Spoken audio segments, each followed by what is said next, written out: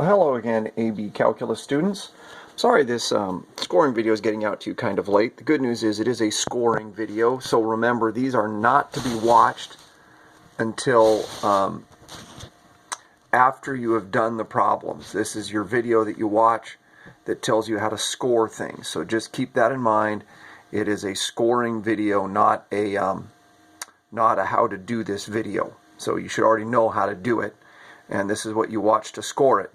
Also, some of you are having a little bit of trouble when you score it. Remember, write the points next to each problem out of 9 that you've earned, and then at the very end, total it out of 27, and write at the top how many you got correct out of 27. So, number 1, this one is actually a combination of some very familiar AP problems that you should be able to recognize. First thing we see is we have a rate that's given to us in a table. Very common one. Usually when we have a rate given in a table, we'll have to do a Riemann sum at some point, or a trapezoid, or a trapezoidal sum, one of the two. Also, this is a classic rate in, rate out problem.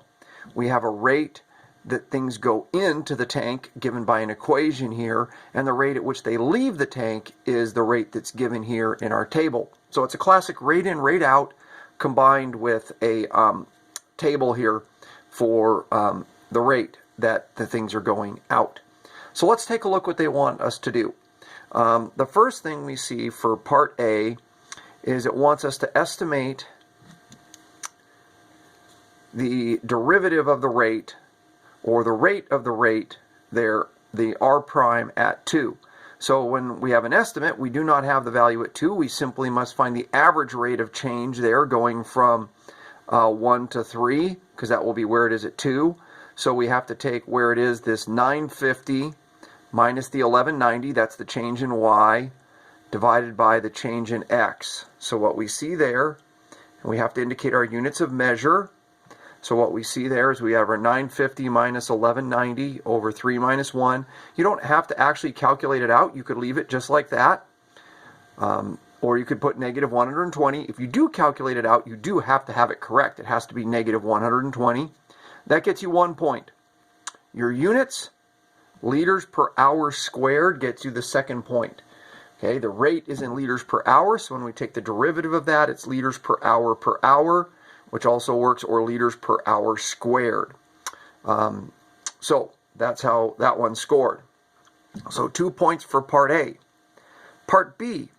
Part B says use a left Riemann sum with the 4 subintervals that are given to us in the table there to estimate the total amount of water that's removed from the tank during the 8 hours. Then it asks, is it an overestimate or an underestimate, and give a reason. So we've got a lot going on here in part B. It's worth 3 points. So the first thing we're going to notice here is that we get 1 point for a left Riemann sum. That is this line right here. It must have a sum, so you must have the plus signs there, and you must have the products, 1 times 1340, 2 times 1190, 3 times. If you multiply this out and it's not a product anymore, you're not going to get the Riemann sum point, unless you had this at some point. You have to have this line here at some point in order to get the Riemann sum point. And they're very particular about that. When they say a Riemann sum, it must be a sum of products to get that point. Now, the estimate is 8,050. The truth is, you don't have to write 8,050. If you just have this line here, that gets you the estimate point as well, provided you don't then incorrectly calculate it. Then finally, when you evaluate, you need to state that it is an overestimate, and the reason is because you use the left Riemann sum with a decreasing function. That's all you have to say. The function is decreasing, and we have a left Riemann sum. You could say specifically, yeah, anything like that works. Okay, so part C. Part C. What you need to see here is you get 1 point for your integral. Your integral is the part where you go from 0 to 8 of this w of t dt. Now, probably you would actually write out what the w of t is. You would have to do that when you enter it in your calculator. The w of t you'll see is that 2000 e to the negative t squared over 20. but you can just write W of t. If we see that there, you get 1 point for your integral. You get a second point for your estimate. That's knowing that you have to start with the 50,000 and then add your integral to it and subtract the 8,050. That's the amount that's drained out from, that we estimated there, that was drained out. So your final estimate becomes this 49,786 liters. So that becomes your total point. So your integral gets you 1 point, and then knowing that you have to add 50,000 and subtract 8,050, that gets you your estimate point. Then for D, D's 2 points. 1 point is hard point, 1 point is soft point. So the easy point, the soft point, is considering WT minus R of t. And basically, that can also be considered if you're looking for where W of t equals R of t. That is also, or comparing the two, looking for which one is greater where. So, for instance, here they compare them by looking at the difference and comparing it whether it's greater or less than 0. Or if you simply compare the values to look at which one is bigger, which one's less, that still gets you that point there. So you're considering you have to compare the rates is what it really amounts to. You have to look at the difference in the rates. Which one's bigger, which one's smaller. Then that's the easy point. The hard point is the answer with the explanation. And this involves the intermediate value theorem. And you either have to actually reference the intermediate value theorem, or you have to state all of the conditions and the conclusions of the intermediate value theorem. So if you just reference it, then pretty much what you've stated here is the intermediate value theorem, because you know that it is less than 0. Sorry, it is greater than 0 when it starts. In other words, W is greater than R when it begins, and then W is less than R when it ends. There must be a point in there where it's 0 by the intermediate value theorem. Or you can simply state, because it is a continuous function over a closed interval, and it's negative, or I should say positive to begin with, negative at the end, it must be 0 somewhere in that intermediate time. That would also work. So that one needs to be explained with English. That one's a much tougher point to get. Okay, score that out of 9. And let's look at question 2. Question 2, we've got particle motion. So we got movement of a particle. So this one should be pretty typical type where you understand, okay, I've got particle motion, and we're given a velocity equation. So here we've got the first thing it asks us, at a time of t4, is the particle speeding up or slowing down? So we have to understand what we look at for speeding up or slowing down. And what we have to look at is look at the combination of the velocity and the acceleration. If the velocity and the acceleration have the same sign, it's speeding up. If they have different signs, it's slowing down. So what we see here is they have to calculate the velocity at 4 and get that it's greater than 0. The acceleration of 4 gets it's less than 0, and then conclude that it is slowing down because they have different signs. If you calculated both of these correctly but didn't get the correct conclusion, you'd get 1 point.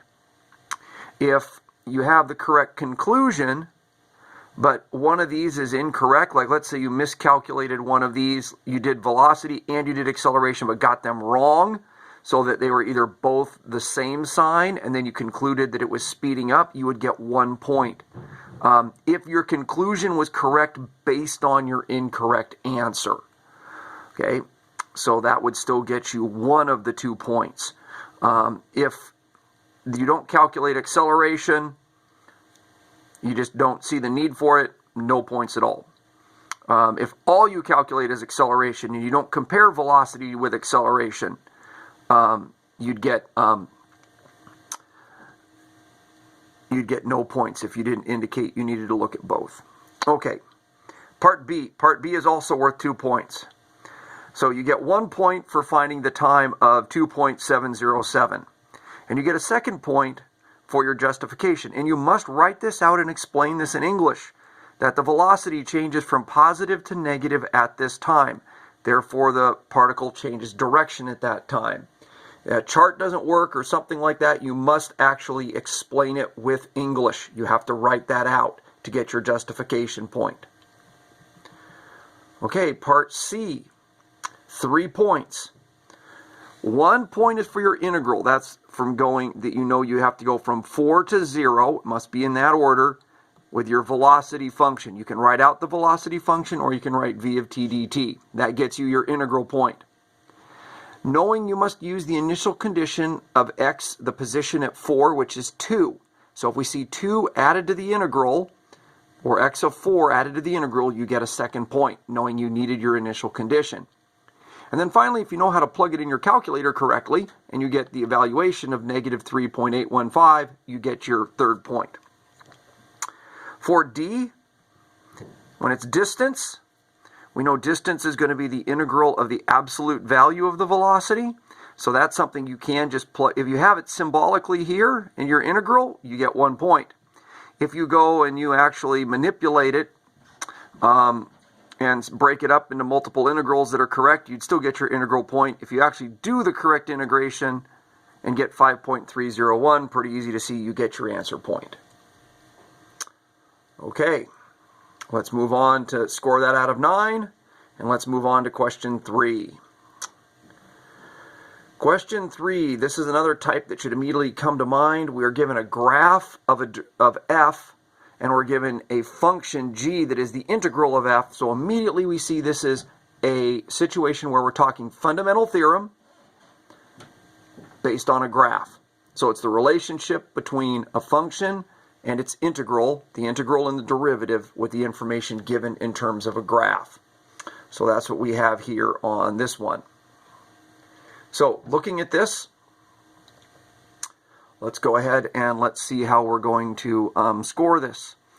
So the first question, A, does G have a relative maximum, a minimum, relative maximum, or neither at x equal to 10? Justify your answer. So as soon as we see justify, we know we're going to have to explain. So justify always requires more information than explain. If it just says explain or give a reason, it doesn't always have to be as detailed as justify. Justify requires more. So notice for G to have a relative minimum or a relative maximum, it must change, the derivative of G must change sign. Well, the derivative is f, because the derivative of the integral is just f of x. Looking at this here at 10, it does not change sign. It's negative to the left of 10 and negative to the right of 10. Therefore, the answer there would be it has neither, since f of x does not change. And you can write out f of x does not change sign at 10. Here they wrote that f of x was less than or equal to 0 all throughout that entire interval, so it wouldn't change signs at 10. That's fine. So it's 1 point for the answer there with justification. Now, at some point, you must state that f of x is the derivative of g. That can be stated in A, B, C, or D. You get 1 point. If that statement is never included in your answer, you never establish that relationship, that the derivative of g is equal to f of x, then you don't get that 1 extra point there, that floating point. So that's one of the 9 points, is a floating point. Okay, for part B asks, is there an inflection point at x equal to 4? Well, what you must explain here is that for an inflection point, we look at the second derivative. So the first derivative of g is f. The second derivative of g is the derivative of f, or given by the slope here of f. And notice the slope does change from positive to negative at an x value of 4. So the answer would be, it does have an inflection point at 4, since the derivative of g, which is equal to f of x, is they said here increasing and then decreasing, or you could say the second derivative of g, which is equal to f prime of x, you could say changes from positive to negative because the slope changes, the slope of f of x changes from positive to negative. That also works, but it has to be an explanation there. This one requires quite a bit of explanation. Interestingly enough, C does not require a lot of explanation because of the extreme value theorem. C asks, find the absolute minimum and the absolute maximum. Because this is a continuous function over a closed interval, what we do know here is we have closed interval here, -4 to 12, and it is continuous because the graph is continuous here. We know that g will be a continuous function there as we integrate that. So we have a continuous function over a closed interval, so the extreme value theorem applies, which means that it will have an absolute minimum, it will have an absolute maximum, and the key thing here is that its absolute minimum and its absolute maximum are going to be either at an endpoint or at a critical point. So looking at this graph here, the endpoint, the choices are -4 or 12. Those are our two endpoints. Or they could be where we have the derivative changing from negative to positive. So here we are going to get a relative minimum. And here the derivative changes from positive to negative. That's going to be a relative maximum. So what we have to do is simply check all four of those values. So using areas and calculating here, we get that at -4, the function g using area there is going to be -4. At -2, it is -8. At 6, it is +8. And at 12, it is -4. So now we just simply look and we pick out the absolute minimum and the absolute maximum. The absolute minimum would be -8 at x of -2, and the absolute maximum would be 8 at 6. So first point is very soft. If you consider -2 and 6, you know you have to consider those because that's where the derivative changes sign. You get a point. If you know you have to consider endpoints, you get another point. But the 2 points here are your answers with justification. This chart counts as justification. So if you have that chart indicating you've considered all those points, that is your justification. But otherwise, what you must do is you would have to explain that the absolute minimum or absolute maximums must occur at a critical point or either at a relative maximum or minimum or at the endpoints, and then explain why in each case those are the relative maxes and mins. All right, finally D. D is very straightforward. D wants to know where the function is less than 0. So we have to interpret this from areas, and essentially you get 1 point for identifying each of the intervals. So where g is less, so since g starts from 2, when I go from 2 and I go to the left here, this area above makes the integral negative because I'm moving to the left. So notice this is all going to be negative, and then this part here becomes positive, but it's not enough to outdo this negative, so it's negative all the way from 2 to -4. Notice as I go from 2 to 6, it's positive, and then now it starts to add negative area, but it doesn't equal the positive until 10. So only after 10 does it become negative again. So we see that it's negative from -4 to 2 and from 10 to 12.